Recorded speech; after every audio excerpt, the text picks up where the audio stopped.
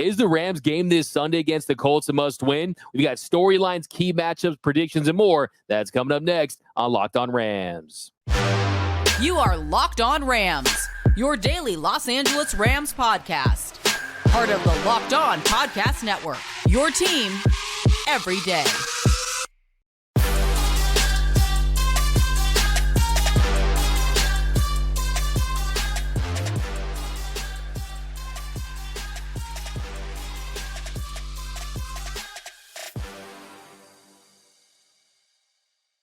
What's up, everyone? Thanks for tuning in and making us your first listen of the day. This is your daily podcast covering both your Indianapolis Colts and the Los Angeles Rams, part of the Locked On Podcast Network, your team every day.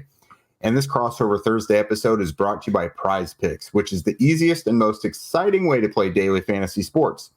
Go to prizepicks.com/LockedOnNFL and use code all lowercase LockedOnNFL for a first deposit match up to $100. Welcome to the show, everyone. I am Jake Arthur from Locked On Colts, and I am joined today by Doug McCain of Locked On Rams. Today, we're going to take you through the journey that is this Week 4 matchup of the Colts versus the Rams. We're going to walk through what are the biggest storylines for each team, who are the most critical players, and the biggest, matchups that are going to make the biggest difference. And ultimately, we will then bring you our final predictions for the game. But remember, when the Colts play the Rams this Sunday at 1 Eastern, you can catch every snap of the hometown broadcast with SiriusXM on the SXM app. Search either Colts or Rams. All right, Doug. So thanks for joining me today. Glad to finally talk to you. And the Colts are back at home. I'm ready to get back in the stadium and watch some games. Yeah, let's dive into this one, man. I mean, we have a missed opportunity for the Rams on Monday night. They lost a very winnable game. A lot of the Rams fans right now are frustrated with Sean McVay and some of his calls, abandoning the run game. So it's great anytime you have one of those missed opportunities, one of those frustrating games that leave a bad taste in your mouth, to be able to get back on the field on Sunday, early window, try to get back in that win column. Yeah, no doubt. The Colts themselves are 2-0 these last couple weeks without Anthony Richardson. You know, they've also not had Jonathan Taylor all year. So it's a little bit surprising that I don't want to say super surprising that they've been able to do it, but on paper, you know, maybe they shouldn't be 2-1. So I'm interested from a Rams perspective. What's the biggest thing that everyone's looking at heading into this one?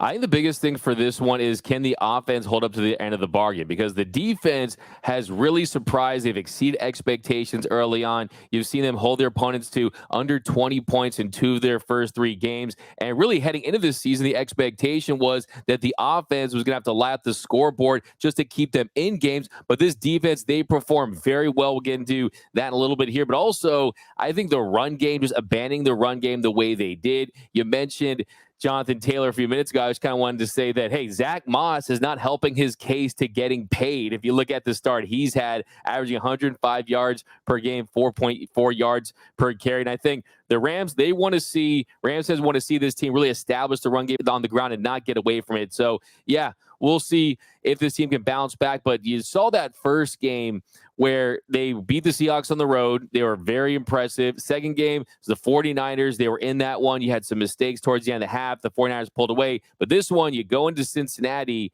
in week 3. You have a Joe Burrow who's hobbled on basically one leg there, and you lose to him. You got to win this game for the Rams because you can't afford to drop to 1-3 with Philadelphia coming to town. Yeah, that's a tough spot. The Colts are somewhat similar in that area. The defense keeps answering the bell. The offense hasn't been bad. It's done enough to keep things going, you know, converting some third downs and things, but it's really been that run game with Zach Moss. Like you mentioned, not exactly showing Jonathan Taylor's value. He's had over 200 yards from scrimmage and a pair of touchdowns these last 2 weeks. So how Shane Steichen and offensive line coach Tony Sperano Jr. just scheme up this run game, it's really effective no matter who's back there. But Zach Moss, he's just a physical guy, good balance, just goes ahead and gets it. He's kind of the guy that pushes the pile forward. So it's looked really good. But from a Colts perspective, what we're all looking at is, will Anthony Richardson play? He was held out. He left after the first quarter 2 weeks ago with a concussion, was back in a full participant level on Wednesday. So, after that, you just kind of have to get the clearance from the independent neurologist in order to play. So that's the biggest thing.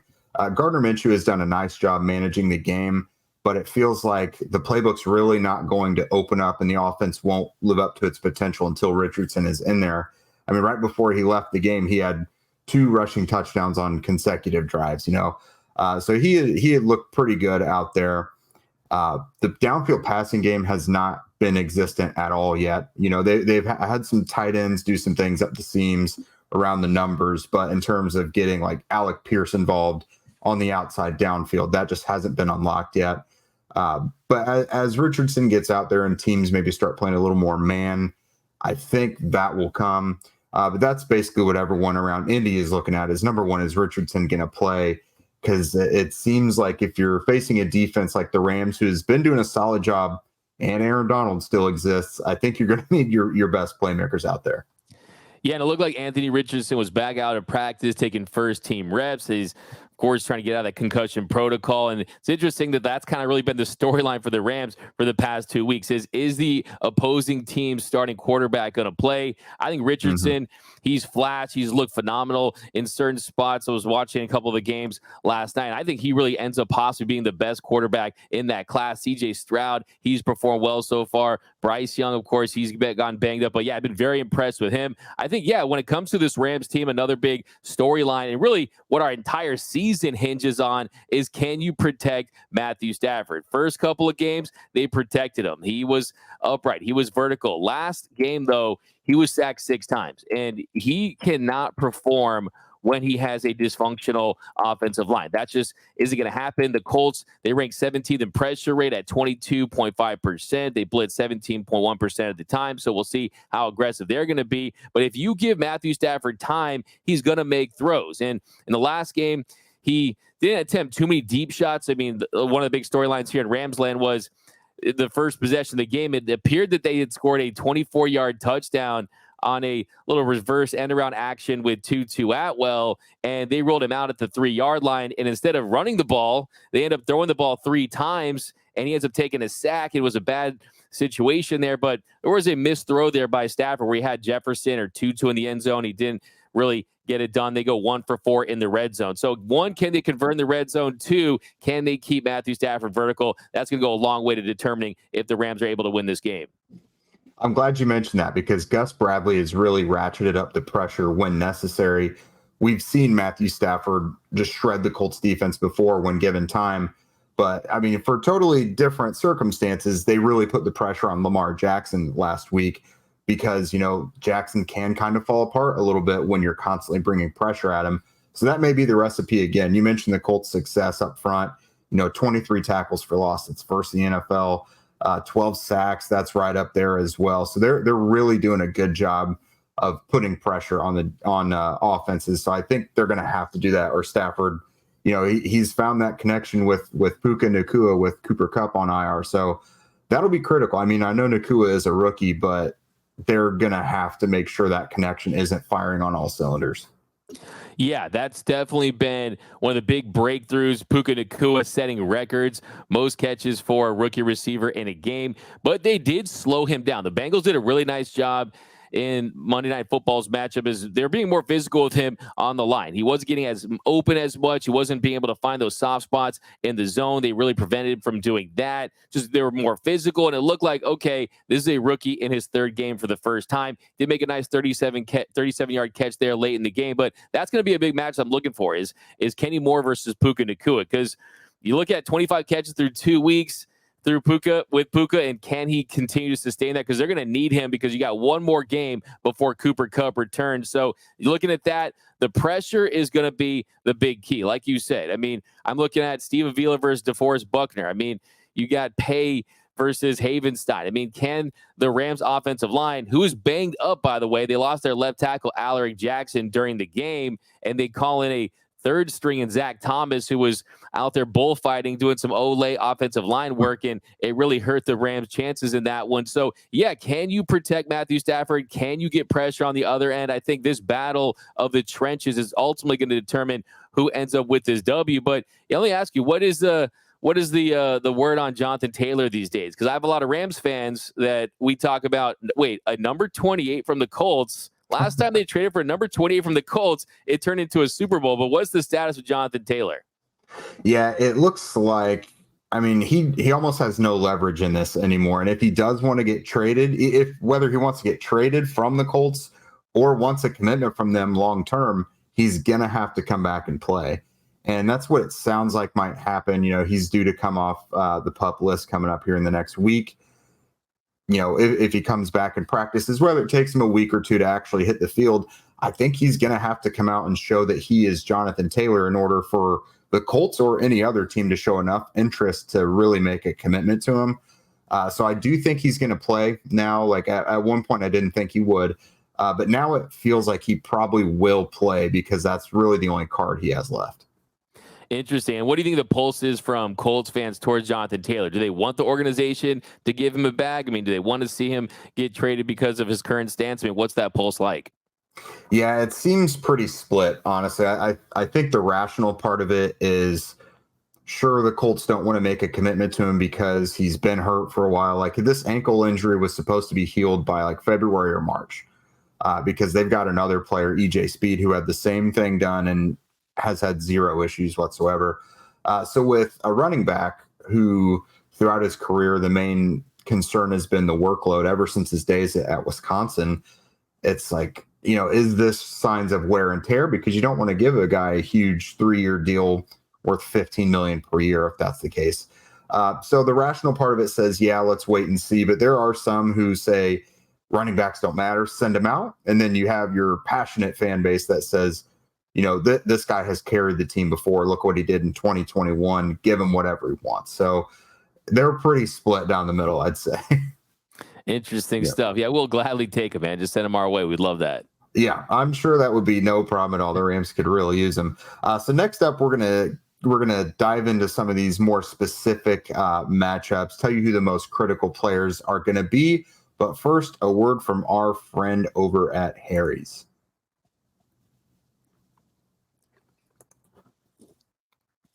All right, everyone. As you can see, I don't do a great deal of wholesale shaving, but I do touch up and make sure that things are somewhat organized.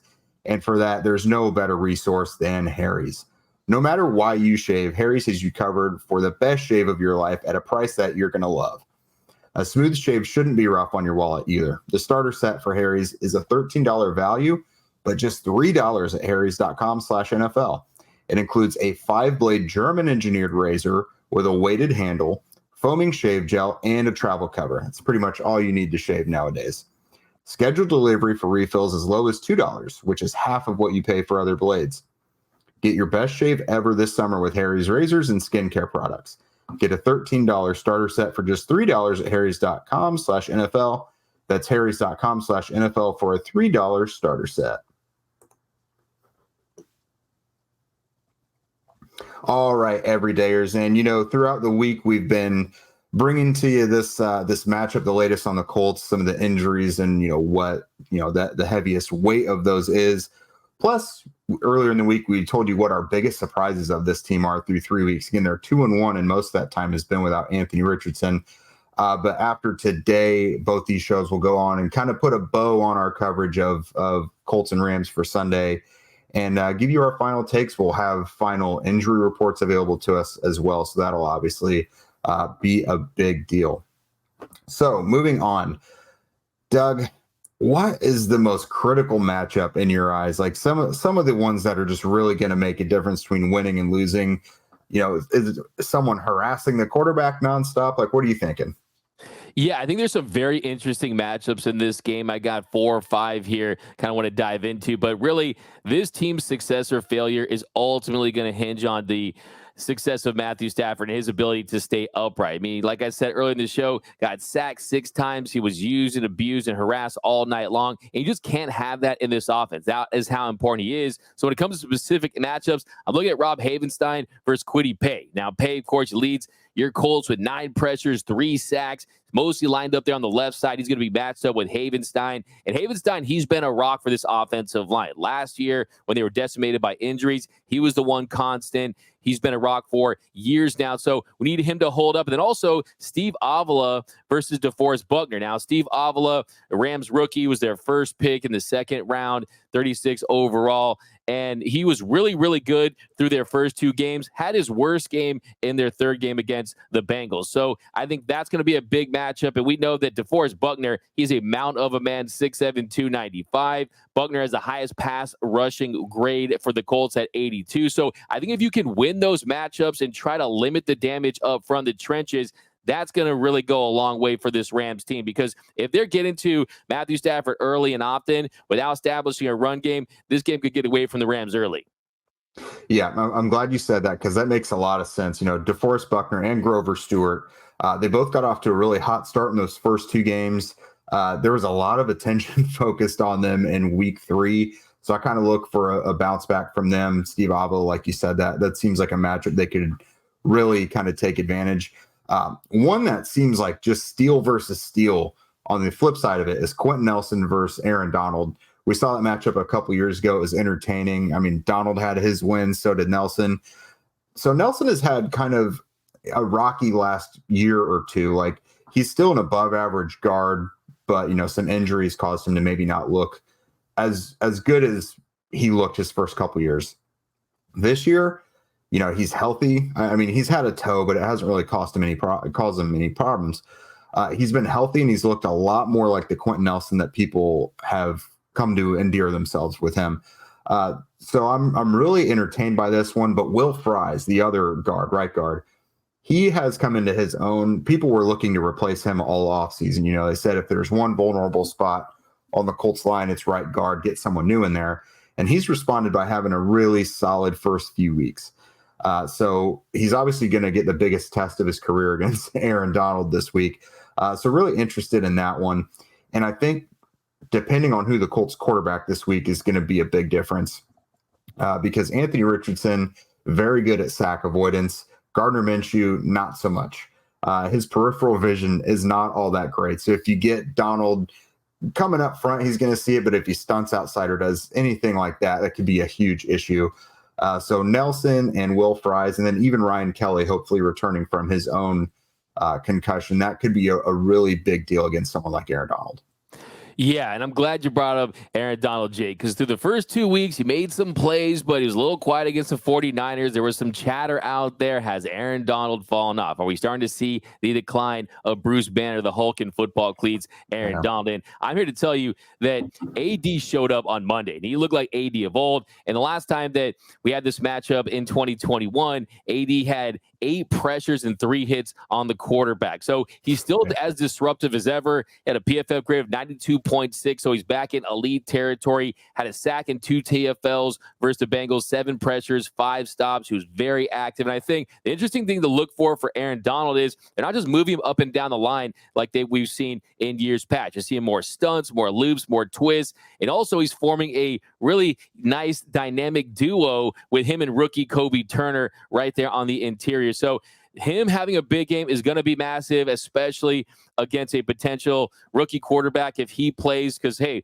the thing about Richardson is I love his gutsy fire and his passion, but, hey, those NFL hits just hit a little different, don't they? Yeah, absolutely. It's a bit different. Another one I was looking at, it's kind of a coach versus player matchup. Matt Stafford versus Gus Bradley. We've seen Bradley really kind of get in his bag lately. When he first came to the Colts, he kind of had a reputation for being stubborn in some of the things that he did, whether it was the players he would play or the coverages he would put out. But we've seen him really be able to adapt, and it's largely worked. There's been a lot of matchups where it looked like the opposing offense might be able to steamroll the Colts, and then the Colts defense comes up and really lives up to it. So I'm interested to see how, with a really young cornerback group, Dallas Flowers, really his first year playing anything. You've got Juju Brents is going to be making his second game appearance here. They had already sat Darrell Baker Jr. as a healthy scratch last week. How is he going to use like Kenny Moore, even against, we mentioned Puka Nacua, Tutu Atwell? How is he going to combat the things that Stafford has done really well? Obviously, we talked about pressure is going to be the most important thing. but Stafford is going to be able to throw the ball a bit. And, we've seen CJ Stroud kind of tore them up. Trevor Lawrence had a great game against the Colts. So how are they going to be able to counter a guy like Stafford, who has had some absolute gem passing performances and really seems like he still has it? Like, I'm not looking at this matchup and saying Stafford's cooked. Like, I'm worried about what he could do to the Colts again through the air. Yeah, no, the thing with Matthew Stafford is he hasn't lost his fastball, right? He's someone who can still make all the throws. I think for him, you just need to see a game plan that helps him, because Sean McVay didn't help him at all when they lose their left tackle and you bring in a Zach Thomas. Didn't have that time to throw. But as far as his receiving core, you're still missing a Cooper Kupp. I mean, you don't have a true wide receiver one out there. And look, the reality is last 2 games, he's thrown 2 interceptions in each of those games. You got to put a lot of them into context because, against the 49ers, Kyren Williams' ball goes through his hands, ends up as a pick. Van Jefferson doesn't come back to the ball, ends up as a pick. Last game, I think the interception to Logan Wilson, I think that ball moved right there. So it's definitely it's not all on the quarterback, but I think you want to see some more deep shots. I mean, you have Tutu Atwell, a young speedster who's continuing to emerge, kind of take the top off the defense, and just going out there and allow him to be more efficient. He goes 18 for 33 for 269 yards in the last game. And I think the biggest key for him is just a little more balance on offense to establish a run game, because look, he's been really good against the Colts throughout his career. And he's someone, 1,267 yards with 10 TDs and 3 picks in 4 games against the Colts with a 102.6 passer rating. And look, he's someone in 2021 we saw have a good game up there as well. So I think for him, it's going to be as important as ever just to keep the decision-making at its best, because there's not a lot of margin for error. Right now, Matthew Stafford, he essentially has to go out there and play a perfect game for this Rams team to win, just because they don't have much on the ground, and he needs to go out there and make the perfect throws all night long, and you want to see some more points out of this Rams offense. Yeah, I have a feeling we could be seeing a higher scoring game than a lot of people are envisioning. But soon we're going to finish up by making our final predictions. But first, a word from the official sponsor, Crossover Thursdays, Prize Picks. Prize Picks is the most fun that I've had, winning up to 25 times my money this football season. You just select 2 or more players, pick more or less on their projected stats, and place your entry. Quick withdrawals, easy gameplay, and an enormous selection of players and stat types are what makes Prize Picks the #1 daily fantasy sports app. This week on Prize Picks, I'll be monitoring what they've got for Anthony Richardson's passing yards. They've kind of been a little low on him so far, as well as Zach Moss. He's got over 200 yards from scrimmage and a pair of touchdowns the last couple weeks. I think Matthew Stafford's line is going to be really intriguing as well, because, again, the Colts have given up some mighty passing performances, and he is still that guy, as we just discussed. So go to prizepicks.com/LockedOnNFL and use code LockedOnNFL for a first deposit match up to $100. Again, that's prizepicks.com/LockedOnNFL and use code LockedOnNFL for a first deposit match up to $100. Prize Picks, daily fantasy sports made easy. Okie dokie. All right, so I'll go first real quick. I'll let you know what I think is going to happen in this one and why. So in order for the Colts to win, I think they're going to need to be a little more diverse on offense. I really want to see that downfield passing game open up. My co-host Zach and I have been talking recently about this Alec Pierce game is coming at some point. When you watch the film, he's getting those wins. He's getting, he's leaving his defender 2 or 3 steps behind. Gardner Minshew just isn't necessarily the aggressive downfield quarterback.